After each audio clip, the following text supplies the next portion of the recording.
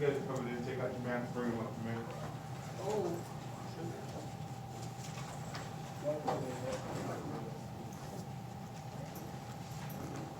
The maps in the last class, the Middle East maps, bring those up.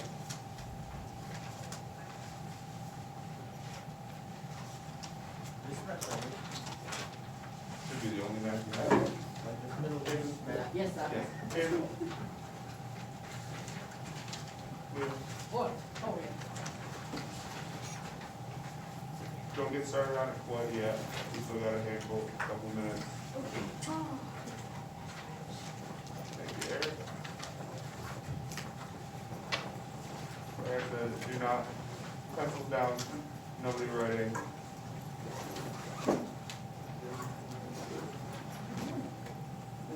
So a couple minutes.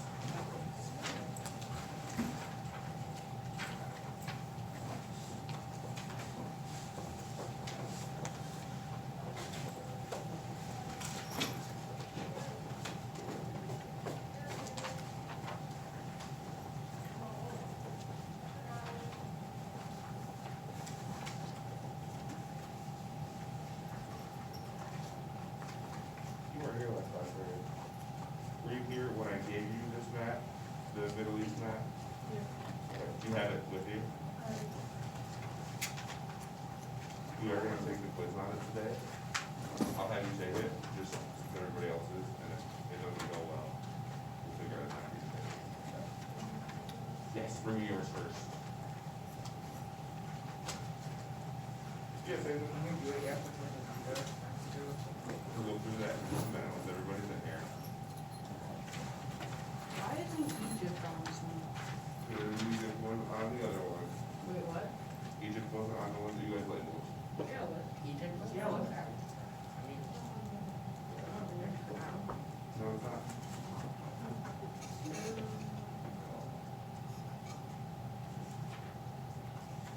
I mean, you'd like to look at that. It was not one of the lists of countries you had to do. Right. You might have done it just to be diligent cartographers, but it was not on the list of countries you had to know. When you search out like the Middle East map, then that one shows up, it's not like on the paper, that's why. Yeah, on the picture shows it, but you only had to do the ones that I listed.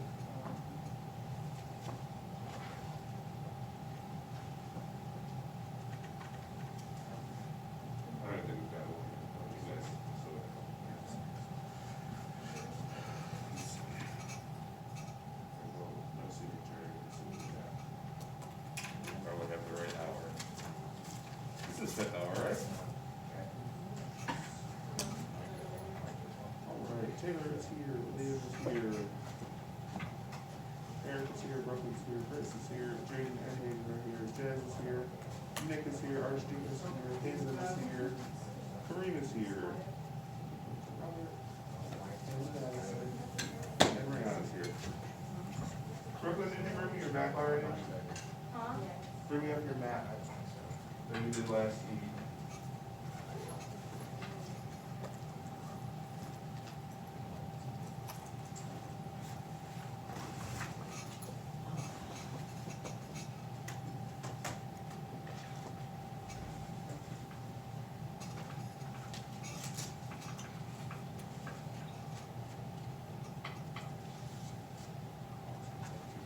Just hang on this for a second. You guys go ahead and do one thing, at least put your names on it. Make sure you put your names on it.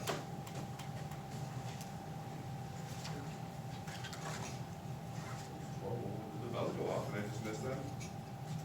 Huh, okay. So, as Hazen pointed out, there's numbers on here, just like we had talked about last class.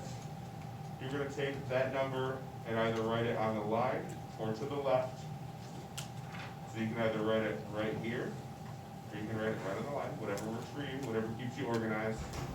You can cross these out as you work, that's fine. And then write any capitals you know.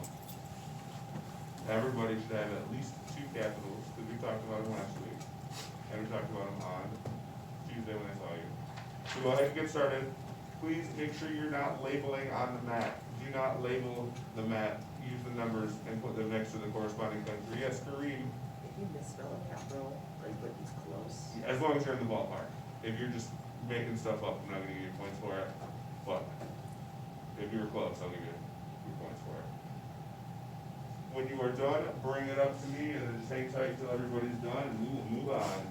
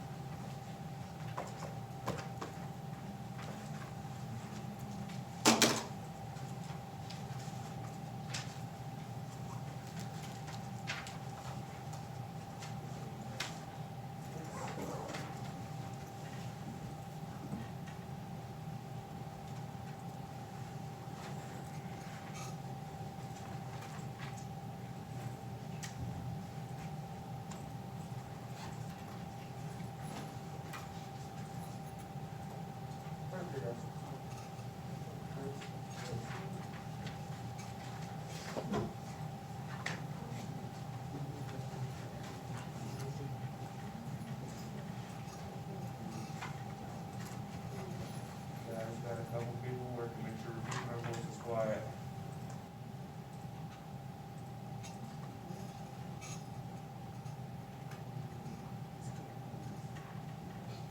Oh.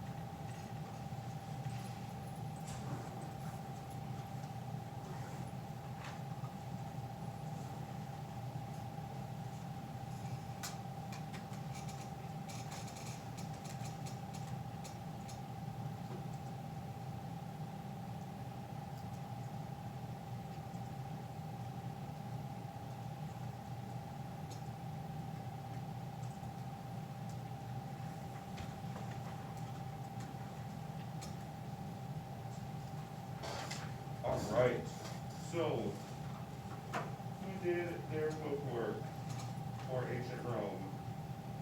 Everyone get that done?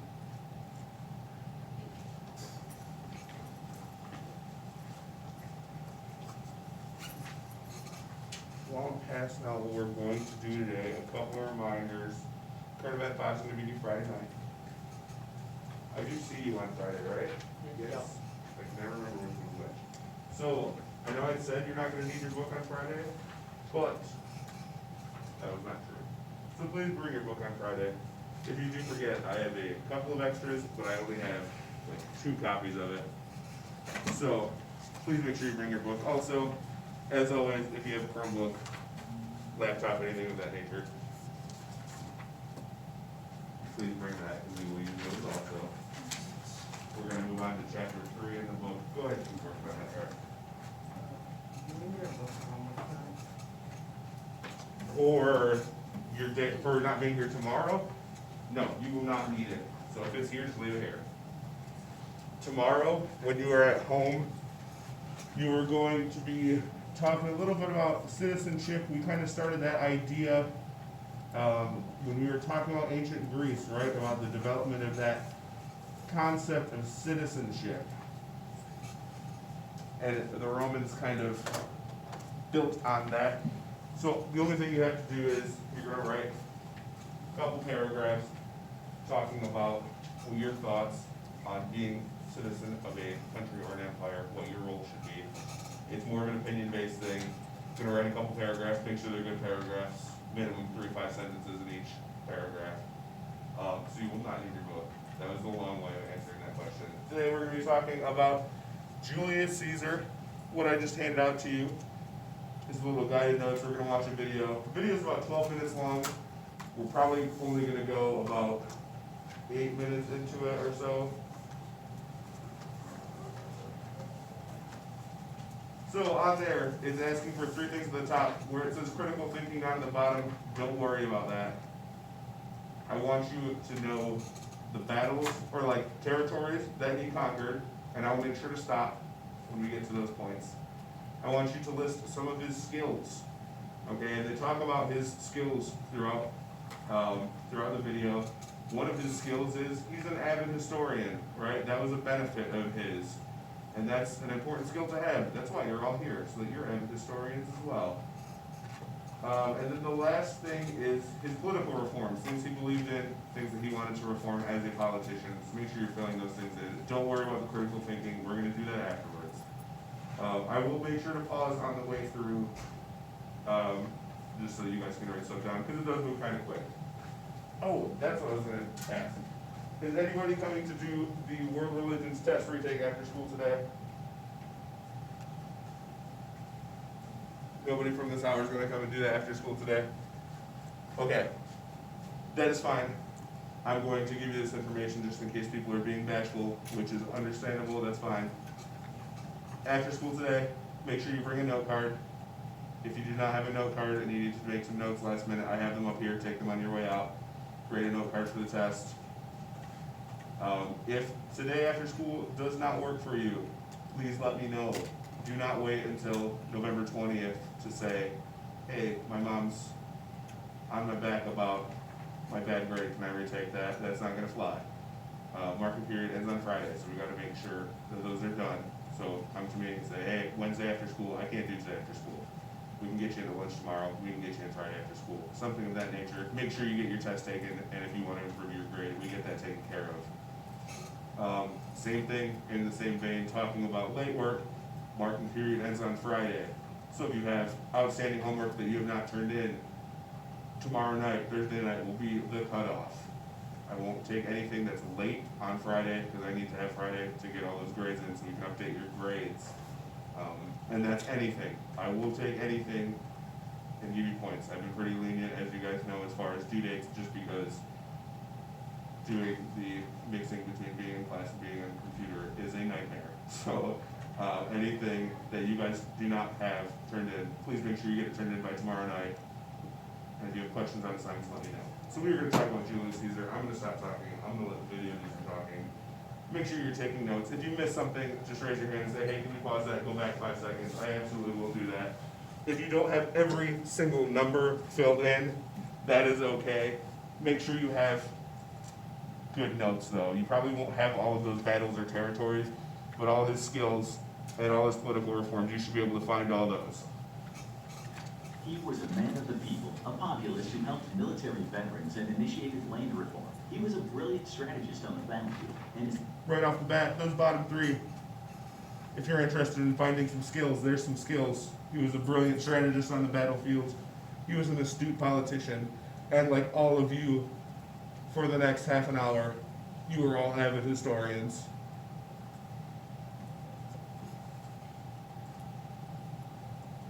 I'll give you 15 more seconds to write those 3 down.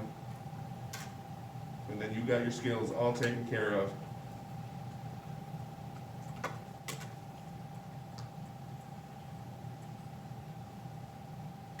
astute politician and an avid historian, this man would become the last dictator of the Roman Republic, paving the way for the great Roman Empire. Julius Caesar was masterful, artful, and above all, powerful. He was adored by the man in the street for all those things, but despised by those who were envious of the hold he had over the people. This is the story of his life.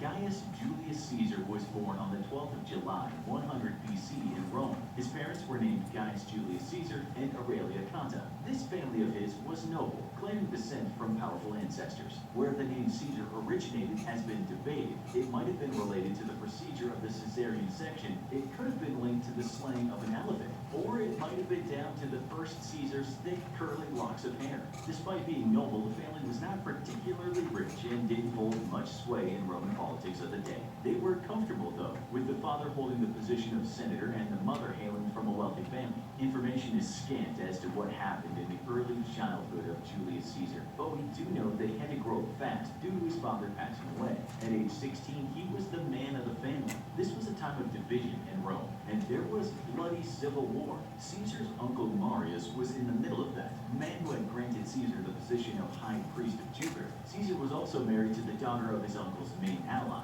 Lucius Cornelius Cinna. Then all came undone for the young man when his uncle and his ally lost the civil war to the powerful Lucius Cornelius Sulla. Caesar was in a precarious position and his life was in danger. He was soon stripped of his priesthood, robbed of the inheritance he was set to receive, and for the sake of his survival, he went into hiding. But Caesar had a stroke of luck when his mother's family joined the support of Sulla. He was allowed to come out of hiding, but he was stripped of his title of priest. As things went, this would make the man to be, because priests were not allowed to become part of the military. Free of his title, Caesar looked to the army. This being a time of pervasive backstabbing, the literal kind, Caesar was well aware that being close to Sulla was perhaps not a prudent thing to do. He got out of Rome as fast as he could and joined military campaigns that stretched to Asia. He soon became a man of distinction and received credit for his part in military victories. Caesar had found his footing and his bearing in life. When he was 22 years old, the great Sulla bit the dust, and with him out of the way, Caesar knew he could likely return to Rome without the fear of being killed by an enemy. That he did, and he acquired a house in the Suburba, a lower-class neighborhood rife with crime where the streets always thronged with people. Stripped of his inheritance, Caesar was not a wealthy man by any means. His getting to know those streets would shape his views of life. He would not forget the average man. It's now that Caesar's life took another turn, because during this time in the Suburba, he became an admired prosecutor who brought down corrupt governors who had taken advantage of their positions. He was renowned for his gift of speech and dazzled people with his fluid orations. He fought righteously, and he won. He garnered even more praise in Rome after people heard the story of him being kidnapped by pirates when he was traveling the seas. While held prisoner, he showed no fear, and even demanded that the pirates raise the ransom they'd asked for. He was worth more than the demand, he told the pirates. The money was paid, and Caesar was released, but that wasn't the end of it. He soon got a fleet together and went in search of the pirates. He found them and brought them back to Rome to face the music. He had all of them crucified, just as he had told them would happen when he was in captivity. But Caesar was lenient too, and rather than have them experience the full force of this brutal kind of execution, he first slit their throats. After that, it was back to the army and more campaigns in Asia. On his return to Rome, the now esteemed man was quickly made a public official, and it's here where his life in politics began. It wasn't all plain sailing.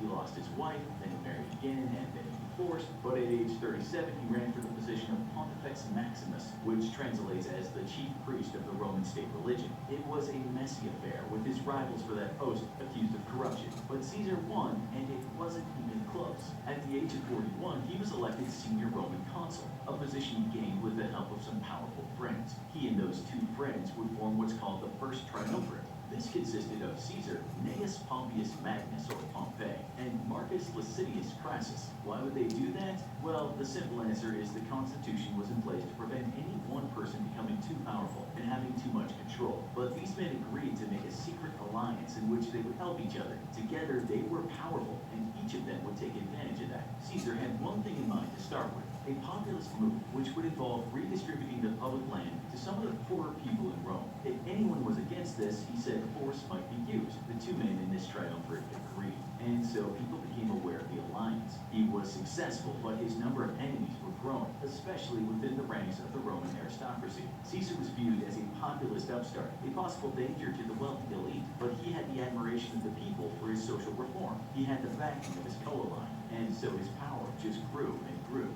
The thing was, he was still not a rich man, and he had debts to pay. He was aware that money could be made by winning military campaigns, and he looked toward the region of Gaul, which now covers parts of Western Europe. That land was inhabited by Germanic tribes that might be a threat to Rome, and so Caesar defeated them with 2 legions. He wasn't done by any means, and he defeated more tribes, after which he concentrated. Look at those places that Rome took over. All the places in the red. Might want to write some of those down, huh? Yes, Kareem. So those all battles, like each name? So in that column, looking for either battles or tribes that they were able to take over. So a lot of these, especially in the European area here, those are all the names of the tribes in that area.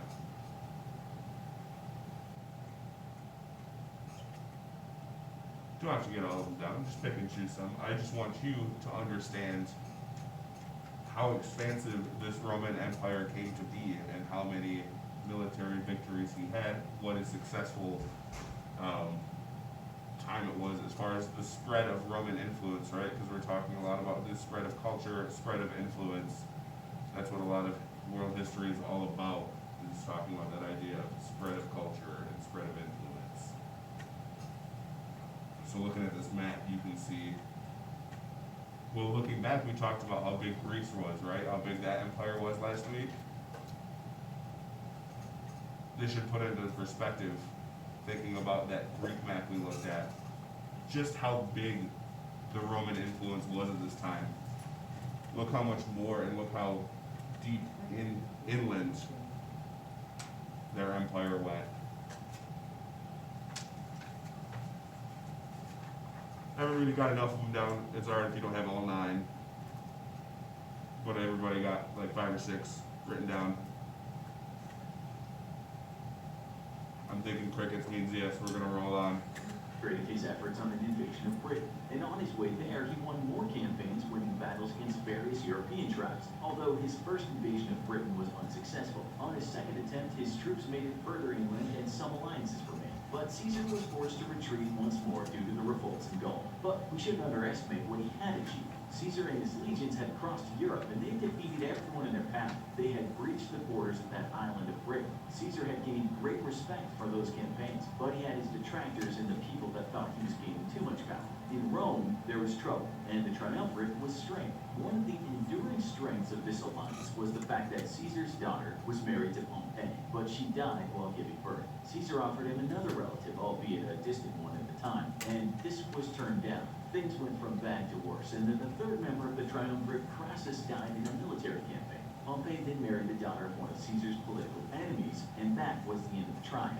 Caesar, meanwhile, was busy fighting insurrection of Gaul, campaigns that at the time might not have gone as he wanted, but he nonetheless came out as a victor. The many tribes had known that if they fought each other and the Romans, they were done for, so they formed an alliance and did have some success against Caesar's armies. But in the end, Caesar was victorious, and he marched through parts of Europe and defeated around 300 tribes while destroying 800 cities. Caesar is now 50 years old, and he faces a very big problem. Pompey is heading to the Senate, and he's just demanded that Caesar disband his legions and return to Rome. Caesar is seen as a power unto himself and a threat to those in the Senate. He's accused of insubordination and treason. He knows what will happen, and he does not meet the demand. Instead, he takes a single legion, men who are wholeheartedly behind him, to the border of Italy. He will not bow down. In Caesar's own words, he said, "The die is cast," and he entered Italy ready to go against his opponents in the Senate. Caesar was vastly outnumbered with his one legion, but those were hardened men who'd been fighting tribes for some time. The fight didn't even happen, and Pompey fled to Spain with his tail between his legs. Caesar went in pursuit and then left Rome in the hands of the great Mark Antony. Caesar